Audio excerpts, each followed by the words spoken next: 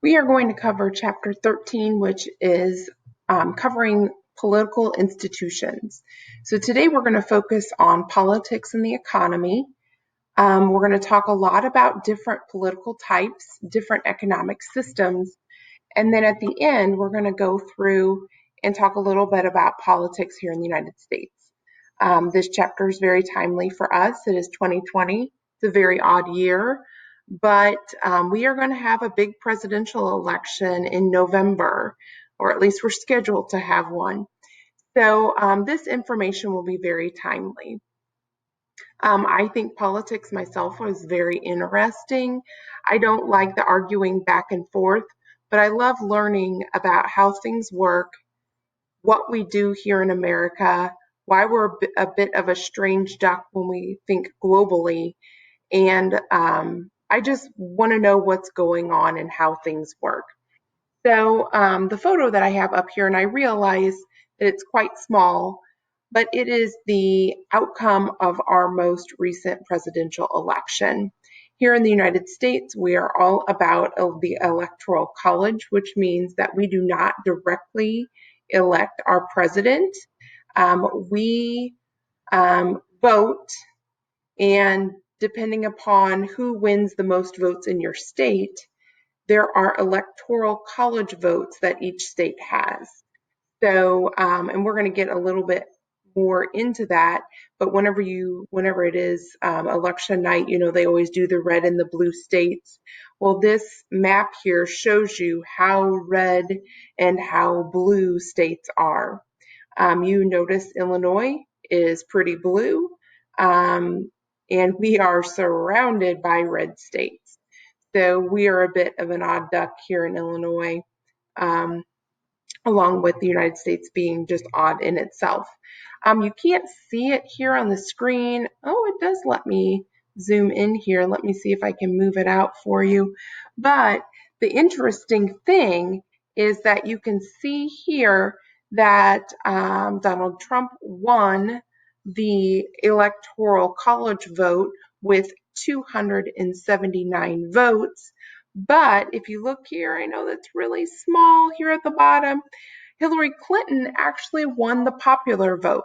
That means if we would take all U.S. citizens and how they voted on Election Day back in 2016, Hillary Clinton would have won the presidential election because she received the more individual votes. But that's not how we vote here in the United States. We vote based upon electoral college votes. And because of that, Donald Trump is our current president. So, sorry, I don't want to be screwing this up here. Okay, I'm going to zoom back out, or try to. So let's just move. Sorry about this.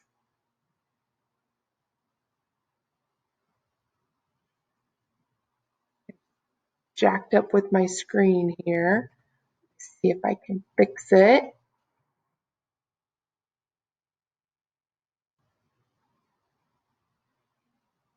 All right, moving along. We're just going to move forward, okay? So today we are talking about the economy and political institutions. So what are these things? The economy is what carries out the production and distribution of goods and services. So it is the flow of money and products in our society. That is what the economy is. The economy right now isn't doing real well, but that is because we are in the middle of basically a shutdown. So people are not working. People are not working, they have less money, they're not going out and buying things. The price of gas is going down because people are not buying it. So that is the economy. Political institutions is the institution that handles and settles conflicts over economic decisions. So it obtains and exercises power. So political institutions kind of overlook or oversee the economy, and they settle disputes and handles conflict within our society. So within each, so there's different types of economies and there's different types of political institutions. But what makes them work is power. Um, Leaders have control over these systems, and that's what makes them work and what guides what happens. So there's two different forms of power that we want to discuss. What is power? Well, power is just the ability to control and influence the behavior of others. So there's two different types of power. There's power by coercion and there's power by authority. Coercion is power through force. So that is where, think of government systems such as maybe Nazi Germany. I think that's something that you all are familiar with. Um, when Hitler was in power, he told people what they were doing, right? He made them do things and basically said, if you don't do what I say, you're going to be dead. So that is power through force. It's very unstable because you have to use surveillance. You know, when you're making people do things, they don't want to do them. So the only way to get them to do things is you have to watch them and make sure they're doing what you want. The same thing with my kids. I have to use lots of coercion with them. I tell them, clean their room. Well, do they want to clean their room? Well, it depends. If it's just a normal everyday weekly chore, they probably don't want to do that. But if they're getting ready to have a friend over and they know that their room has to be clean, they have motivation and then they want to do it. So how do I get them to clean their room? Well, I have to watch them. I have to make sure they're doing what they're doing, and then there's consequences if they don't do it well. The other form of power is authority. So this power is more stable because people respect the person who's in power. They see the person as being legitimate and someone that they should follow. And society accepts it, which makes it stable.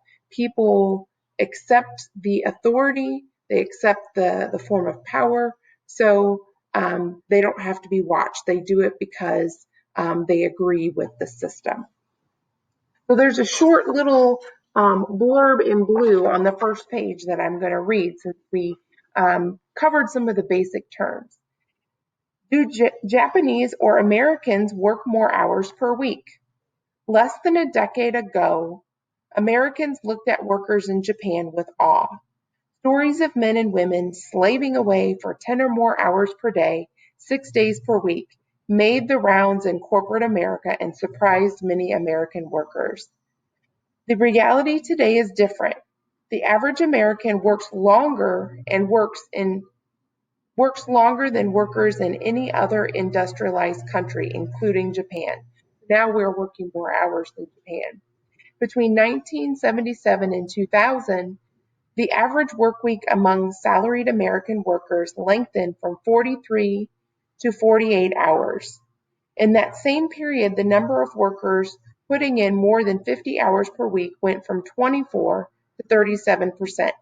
In fact, Americans work about an equivalent of 8 weeks longer every year than in Western Europeans. In this chapter on politics and economic institutions, we examine where, why, and how Americans vote and work. So think about that. We're actually working more hours than all other industrialized nations. And when you hear people talk, when you see the news, social media, whatever, it is a goal of ours to someday not work. So why are we working more? Why? What is getting us to that point? Why has this happened? So I want you to kind of keep that in mind as we're going through the chapter. Now we're going to break down. So we already know what coercion is. We know what authority is. But now we can break down different types of authority. So remember, people accept authority. They see it as being legitimate. They want this type of leadership. But there's different types of authority. The first is charismatic. So think of Martin Luther King Jr. It's a leader that has a personality that brings feelings of trust. But this type of authority is somewhat unstable because it's linked to an individual. So it can't be transferred or passed down to others. So think about the civil rights movement and what you know about it. Most people, when they think of the civil rights movement, they think of Martin Luther King Jr., and they might struggle to identify other leaders that came after or were there at the same time because, and people were drawn to him because he was a charismatic leader. He had a certain personality that drew people in. But his power didn't easily transfer to someone else because this type of authority has to be earned. The next type is traditional, which is rooted and legitimized by custom. So traditional authority would be something like the monarchy, okay? So think of Great Britain and their systems of kings and queens. And how do you become a king or queen? Well, you're either married into it or you were born into it. So it's rooted and legitimized by custom. And the third type is rational legal. This is authority that comes from offices held in government. So your rights and responsibilities are limited by rules. So some leaders may have multiple kinds of authority. Think of John F. K. Most people highly regard him and think of him on very high terms because he was very charismatic. But he was also a rational legal because he was our president. And we have rules and laws established that outline what it takes to become that.